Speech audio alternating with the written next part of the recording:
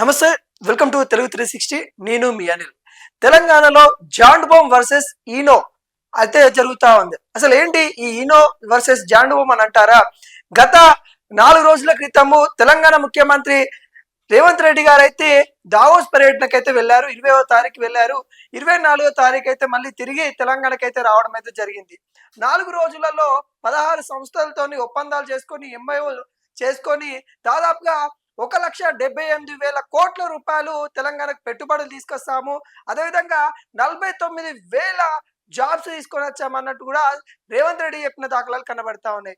అదేవిధంగా ఈ మాటలు ఏవైతే బీఆర్ఎస్ చెవిలో పడ్డాయో అప్పటి నుండి బీఆర్ఎస్ వాళ్ళు కొంత ఫైర్ అవుతున్న సిచ్యువేషన్ కనబడతా ఉన్నాయి. ఎందుకంటే గతంలో కూడా రేవంత్ రెడ్డి గారు మరి విదేశీ పర్యటన చేసేసి దాదాపుగా 40,000 కోట్ల రూపాయలు పెట్టుబడి తీసుకొచ్చాడని చెప్పారు. మరి ఆ పెట్టుబడులకు సంబంధించిన కంపెనీలు ఏడబడ్డాయి. ఇప్పుడు మీరు 1,78,000 కోట్ల రూపాయలు తీసుకొచ్చారని చెప్పారు. వాటికి సంబంధించిన ఎంఓయూలు ఏవి?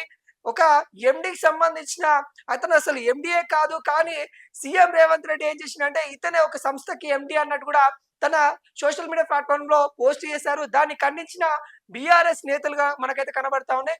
బీఆర్ఎస్ నేతలు ఎప్పుడైతే ఖండించారో వెంటనే మళ్ళీ CM Revanth Reddy social media నుండి ఇది తప్పు జరిగింది, వేరే వాళ్ళతో దిగాము, కాకుండా పొరపాట్ల పోస్ట్ అయింది అన్నట్టు కూడా ఆ సోషల్ మీడియాకి సంబంధించిన వివరాలు చెప్పడానికి ప్రయత్నించింది Congress government alias Revanth Reddy social media కార్యకర్తలు. ఇవన్నీ జరిగిన తర్వాత ఏవైతే వాళ్ళు తెచ్చిన పెట్టుబడులు ఉన్నాయో రేవంత్ రెడ్డి గతంలో ఎవరు తీసుకురాని పెట్టుబడులు తీసుకొని వచ్చారు.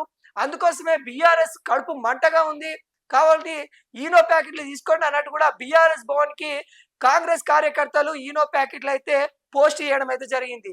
ఇక వాటికి కౌంటర్ గా మరి బీఆర్ఎస్ నేతలు ఏం చేశారంటే ఏదైతే గత 4 రోజుల క్రితం మనం చూసాము, గ్రామాల్లో గ్రామ సభ ఏర్పాటు చేశారు. ఆ గ్రామ సభలో జరుగుతున్న చిన్న చిన్న అల్లర్లకు కానీ లేకుంటే గ్రామాల్లో ప్రజలు వ్యతిరేకిస్తున్న తీరు కానీ కాంగ్రెస్ నేతలకి తలపోటుగా మారుతా ఉంది. ఇక జాడువా జిందా తిలిస్మా ఇవి తీసుకొని మీరు వాడండి అన్నట్టు కూడా బీఆర్ఎస్ నేతలు మరి గాంధీ భవన్ కి పంపించిన సిచ్యువేషన్ చూసాము.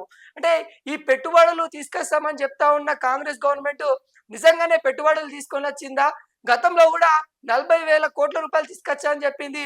చాలా వరకు జాబ్లు వస్తా ఉన్నాయి అన్నట్టు కూడా చెప్పిన గవర్నమెంట్ వాటికి సంబంధించిన ఎంఓఏలు బయట పెట్టాలన్నట్టు కూడా బీఆర్ఎస్ నేతలు అడిగిన సిచ్యువేషన్ కనబడతా ఉంది. నిరుద్యోగులకి దాదాపుగా 49,000 జాబ్స్ కొత్తగా వస్తా ఉన్నట్టు కూడా సీఎం రేవంత్ రెడ్డి చెప్పిన సిచ్యువేషన్ అయితే కనబడతా ఉన్నాయి. అంటే గతంలో ఏవైతే ఇక్కడ సంస్థలు ఉన్నాయో ఇక్కడ ఉన్న సంస్థలతోనే మరి ఆయన దావోస్కి వెళ్ళి ఒప్పందాలు చేసుకొని వచ్చారన్నట్టు కూడా బీఆర్ఎస్ నేతలు మండిపడుతున్న సిచ్యువేషన్ కనబడతా ఉంది. అంటే ఇక్కడ ఉన్న సంస్థలతోనే ఏవైతే ఇక్కడ గత బీఆర్ఎస్ హయాంలో వచ్చిన సంస్థలతోనే మరి రేవంత్ రెడ్డి అక్కడి దావోస్కి వెళ్ళి ఎందుకంతగానం మరి అక్కడ దావోస్కి వెళ్తున్న పేరుకు ప్రజల సొమ్ముతో అక్కడికి వెళ్ళారు. ప్రజల సొమ్ముతో అక్కడికి వెళ్ళి ఇక్కడ ఉన్న సంస్థలతోని అక్కడ ఒప్పందాలు ఏంది ఇక్కడ వేసుకుంటే అయిపోవు కదా, అదేదైతే మీరైతే దావోస్కి వెళ్ళినా ఆ డబ్బులు ఏదైనా పథకానికైనా యూజ్ అవుతుంది అన్నట్టుగా బీఆర్ఎస్ నేతలు మండిపడుతున్న సిచ్యువేషన్ కనబడతా ఉంది. అంటే కౌంటర్ కి రీకౌంట్ ఇచ్చే ప్రయత్నంలో ఈ జాండ్ బోమ్ వర్సెస్ ఈనో ప్యాకెట్లు తెలంగాణలో అలచడైతా ఉన్నాయి. అవి పోస్టర్లు కూడా మనం చూస్తా ఉన్నాము.